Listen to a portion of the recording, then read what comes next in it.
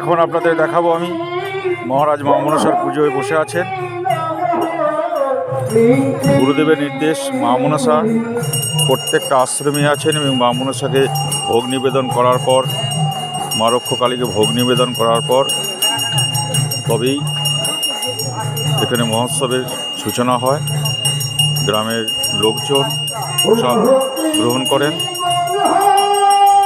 মহারাজ এখানে মা মনসার ভোগ নিবেদন করছেন।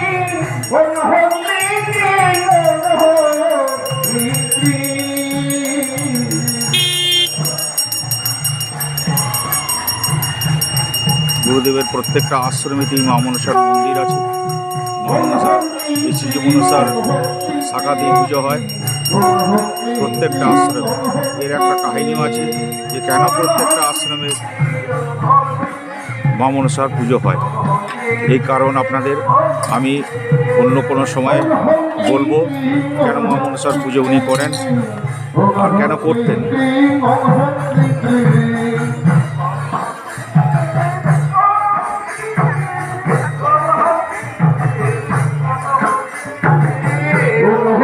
মহারাজ এখন তুলসী মঞ্চে চলে গেলেন। তুলসী মঞ্চে পুজো অর্চনা করে আসার পর যেখানে রান্না হচ্ছে সেখানটা আপনাদেরকে একবার দেখাবো।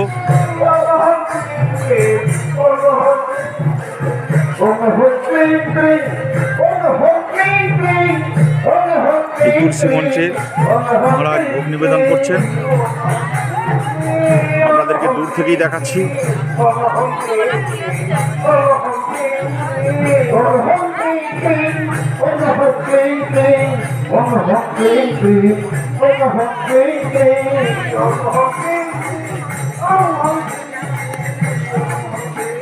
গুরুদেবের এই যে ঘরটি, জন্মস্থানের এই ঘর, যে ঘরে থাকতেন, এত পরিপাটি করে সুন্দর করে মাটির ঘর তৈরি করা, দেখে অনুমান করা যাবে না যে এটি মাটির তৈরি। যেটা সর্বপ্রথমে এসে আপনাদের দেখিয়েছি, আর একবার দেখাচ্ছি তার পিছনের দিকের অংশগুলো। আর এর সামনে রান্না হচ্ছে, যেখানে আপনাদেরকে দেখাবো নিয়ে গিয়ে। মহারাজ ওই জায়গায় যাবেন ভোগ নিবেদন করতে। তারপরে গুরু মহারাজের জয়ধ্বনি দিয়ে এখানে আগত ভক্তবৃন্দ, শিষ্যরা, এই গ্রামের মানুষজন এবং আশপাশের গ্রামের মানুষজনও এই মহোৎসবেতে যোগদান করেন। এটাই মানুষের কাছে একটা প্রাপ্য এবং তাদের এটাই একটা আনন্দ। যথেষ্ট আনন্দের সঙ্গে তারা এই দিনগুলোকে পালন করেন।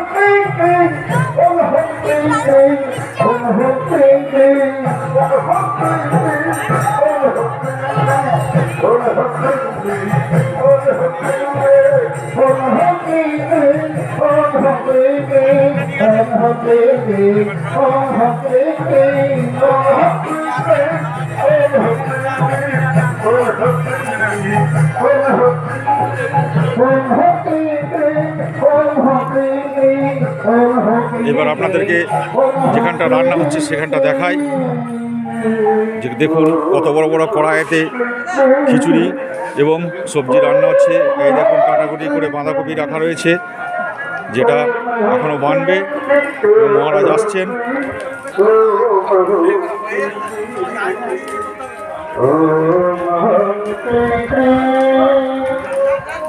এই দেখুন আপনাদের দেখাচ্ছি কত বড় কড়াই, কীভাবে জাল দেওয়া হচ্ছে বড় বড় খুন্তি দিয়ে, তাদের নাড়াচাড়া চলে।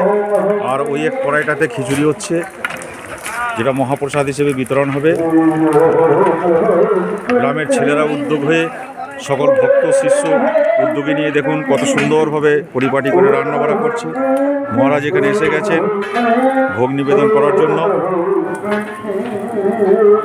মহারাজ ভোগ নিবেদন করবেন।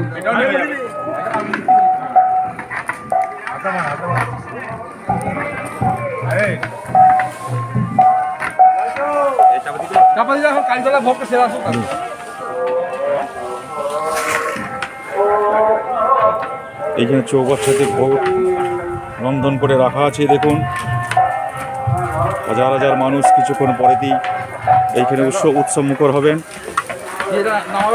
মহারাজ এখন যাবেন মা রক্ষকালীকে ভোগ নিবেদন করতে। অসাধারণ জায়গা।